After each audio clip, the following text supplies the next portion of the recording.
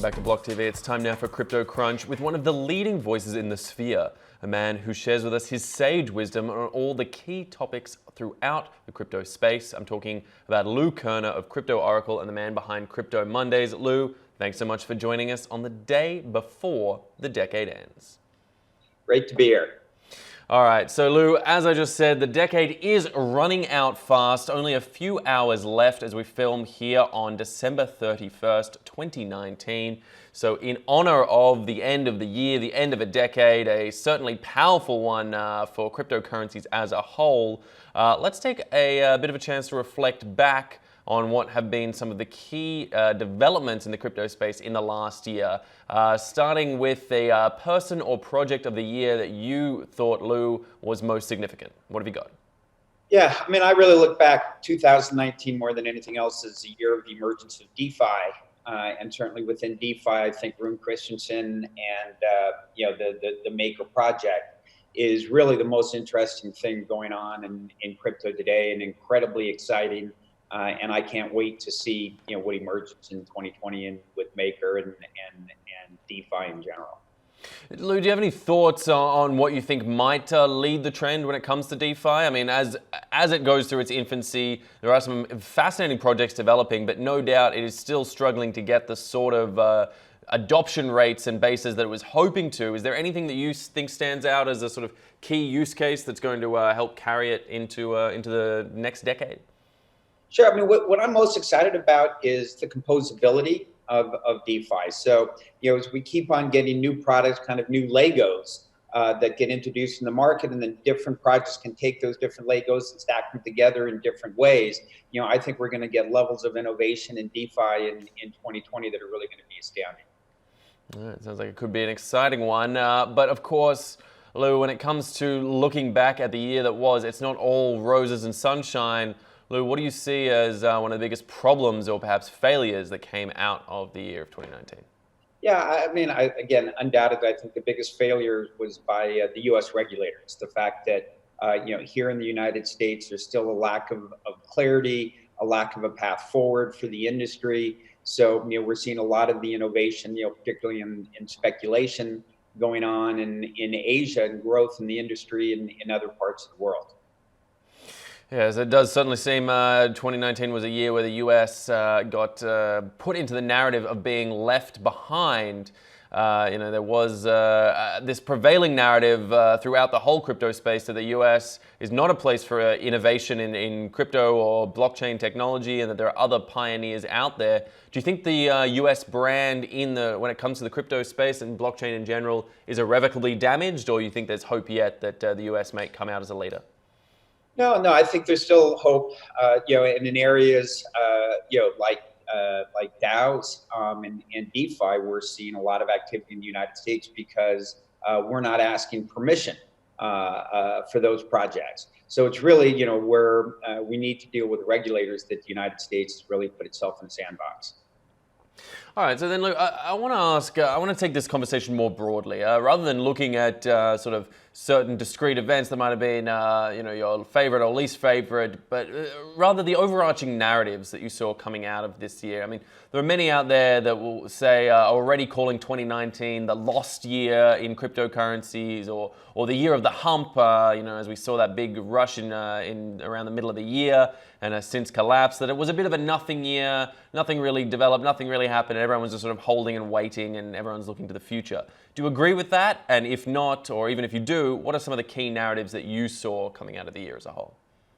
Yeah, I don't agree with that at all. I think that there's obviously such a focus on the price of Bitcoin and other cryptocurrencies that I think a lot of the industry, when they look back at the at the year, they look at the price. I'm not just looking at 1 year. I'm looking at 5, 10, 20 years. And what the crypto industry can be in order for us to get from here to there. Obviously, we've got to build the foundation. We have to build the infrastructure.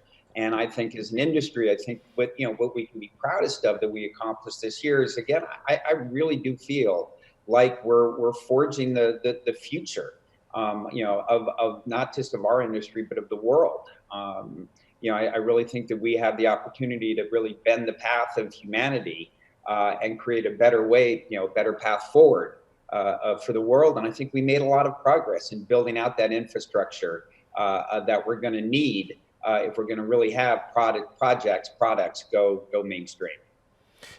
And where do you think that's going to come from? I mean, where is that innovation deriving from that's going to give us that product that, whether people talk about that breakout use case, or even let's be more humble than that. Let's say a slow build that might come out of it. Do you think you see a clear direction where you think that innovation may come from, or is the point that these innovations come from where we least expect it? I really think they come from anywhere. And the technologies are just getting more distributed around the world. Crypto, is happening all over the world. There are obviously a lot of centers in places like San Francisco and New York and other cities around the world, major cities. But it's really happening all over. We've had Crypto Mondays in 56 cities around the world. We just had one of the most successful launches of Crypto Mondays in Medellin. Another recent one was in Athens. So this is happening all over the world, and there's innovation happening all over the world. And when we can plug and play these things and put these things together, I think the product that's going to go mainstream, I think it'll come out of nowhere and surprise us all.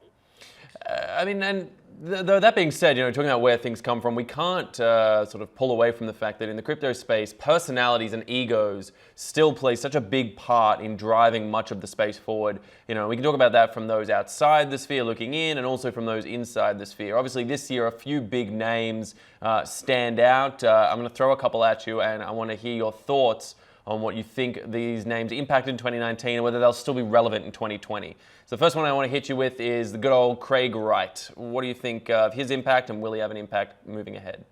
Yeah, I think the unfortunate thing about Craig Wright is, how much time is spent in the industry discussing him, disparaging him. From my perspective, I don't care whether he is Satoshi or not. The fact is we're moving together, we're moving forward together as a community, as an industry. I think a topic that got a lot of conversation at the end of the year was tribalism, and the belief that tribalism is, kind of the biggest problem that we have in the industry. And I have a very different opinion. I think tribalism is actually, the biggest asset that we have as an industry. And I think, at the heart of community, which I think is really the biggest differentiator of crypto, really is, tribalism, is just, the behavior that happens when you have a strong loyalty to a group. And that's how we're going to get these projects are going to get done. I think it is from tribalism. Obviously, it's a double-edged sword. The downside is, a lot of people think that in order to push their tribe forward, they have to tear down other tribes. And everything's a double-edged sword. But I think the more we understand how to leverage tribalism, I think the better off we're going to be as an industry. All right, I want to throw another name at you, and again, talking about him in the context of the crypto space, but Mark Zuckerberg, what do you think his role could be in the cryptocurrency world looking forward into 2020? Sure. Well, look, I think certainly think after DeFi, I think is the number one story of 2019. I think the number two story is Facebook. Now, Facebook, by introducing Libra, really brought the focus of the world onto crypto. And, we're obviously talking about a centralized thing with Libra, at least to start. My view has been from the beginning that it's dead on arrival, that if you have to ask for permission, the answer from most regulators around the world is going to be no, right? If Uber had asked for permission, there would be no Uber. But that said, it's still, I think they're going to have an impact. They're going to release something, I think, in 2020, probably, that could have an impact in smaller countries. And you never want to count out Facebook and Zuckerberg, because, they've shown time and time again, that they can, bring these products to market and create massive use cases. All right, and the last name I want to throw at you, and this one does have a institution tied behind him, but SEC Chairman Jay Layton. And I more talk about this in the context of what do you think the role of the US will be and the individual personalities that make it up looking forward into the crypto space? Sure. So I think I spend kind of my time in the areas where I think I can have an impact. From the regulatory front, I'm not really spending a lot of time there because I don't think I can have an impact there. yeah, I've continued to have the belief that regulators have two choices. They can roll out the red carpet and roll out the red tape, and they roll out the red tape at their own peril, because this is happening. And genie's out of the bottle, and the longer it takes the United States to come up with a regulatory framework, the more behind the eight ball we're going to be. All right, Lou, and to wrap us up for this week and for this year, I want to just finish off with what are the key projects. Now, I know you have a love for MakerDAO and for DeFi generally, but besides those you've already discussed, what do you think are the key projects to look out for coming into the start of 2020? Yeah, I think one of the projects I'm most excited about is Tezos for multiple reasons. I think their on-chain governance is very innovative, and I think it's going to be copied by a lot of projects going forward. And also, they have an incredibly strong community, and I really think kind of community is the new moat. They have a T-Quorum meeting almost every quarter now, where the community gets together. And I went to one in Paris, which was the first one in April, one recently in New York in September, and to see how strong that community is and how devoted that community is, I think gives me a lot of confidence in Tezos. All right, an interesting project, and certainly one that's had some good action this year and one potentially to watch closely for the future. All right, Lou Kerner, I want to thank you so much. I want to wish you the happiest of New Years. I look forward to speaking to you again in the new year and the new decade. And for those at home, stay with us at blocktv.com for all the latest in news and information. I'm Asher Westrop Evans. Thanks for watching.